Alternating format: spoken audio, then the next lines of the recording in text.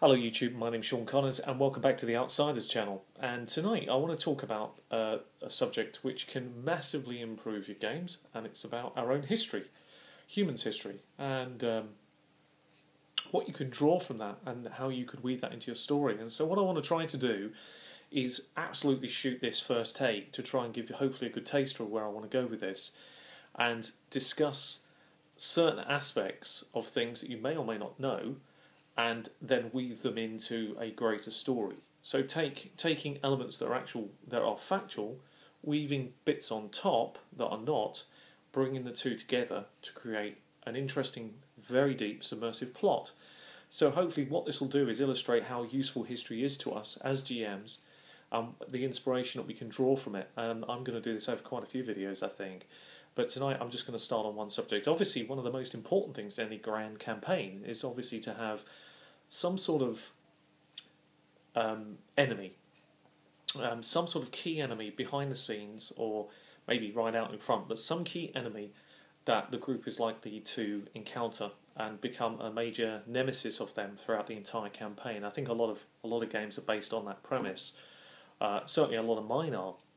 And so let's start with some interesting elements. Let's try and put something together that can actually hold water, even if it's very tentative, but it can hold water and make it exciting. And what I'm about to do, you could do in a modern game. You could take the same elements and weave them into a slightly, 1800s, early 1900s game. You could weave it into a fantasy game if you want, or even a sci-fi game. It's unlimited what you can do with human history. That's what's so good about it. It's already been written. Or it's already been done, and you can just draw from it and give it a twist, and suddenly it's become something far more sinister and more powerful, and something the players can buy into as well, which is also equally very powerful. So let's start with this group. Let's call them a group to start with, and let's quickly start putting some elements on them. And I've not structured this, so it's just completely off the cuff, because I want it to be as realistic and as fresh as possible, and use the processes that I normally do anyway. So obviously, one of the biggest draws that you could do is take a more modern book, and we're just going to pluck one from my head, and let's just take Dan Brown's Da Vinci Code, because it's a book a lot of people would have read. And just thinking off the top of my head very quickly, and just trying to acute one thought, I'm going to use the word Illuminati. It's a society that has a lot of connotations throughout history. It's interesting. Whether it's real or not is unimportant. The fact is, all your players would have heard of it. And what are facts that we can weave in, that I know, that we can weave on top of that, that's going to make it interesting. So I know I'm going to use the Illuminati. By the definition of the name, let's start there. Illuminati, it means the illuminated ones, the enlightened ones. But it doesn't really, because in truth it has a double meaning.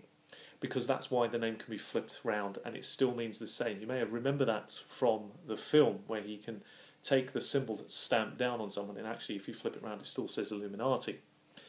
The truth of it is, it's actually the fact that it's actually the people that hide behind the shadows, the dark ones. They have a saying, the Illuminati, which is order out of chaos.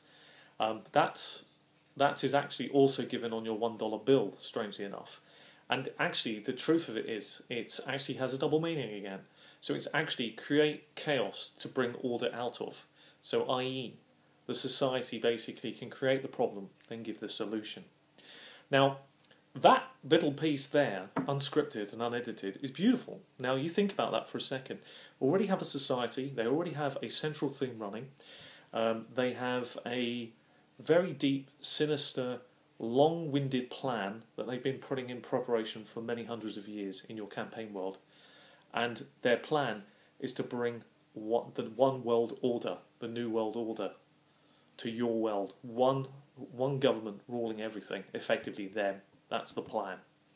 So that's very nice. That's really good. Now there are a lot of things I'm drawing from here to bring this all together very quickly. Obviously, there's a lot of conspiracy theories, a lot of books whipped into that, but just taking that little piece and running with it gives a tremendous amount of power. Now, we obviously now need to cement the Illuminati in the minds of your players, and we need to do it in a way where they're going to really buy in. So this is where things like the name and the power behind the name and things like that work. So the next video that we're going to come back and do, and I'll just try and take a few pictures now that I've got an idea where we're going with this, and try to do it very rapidly. will focus on trying to put some meat on the bone for the Illuminati Society, to prove that they do exist behind the scenes, to try and give it the illusion that there is some sort of power to them that exists behind the scenes governance. And we'll see if we can attempt to do that in the next video. Anyway, I've been Sean Connors.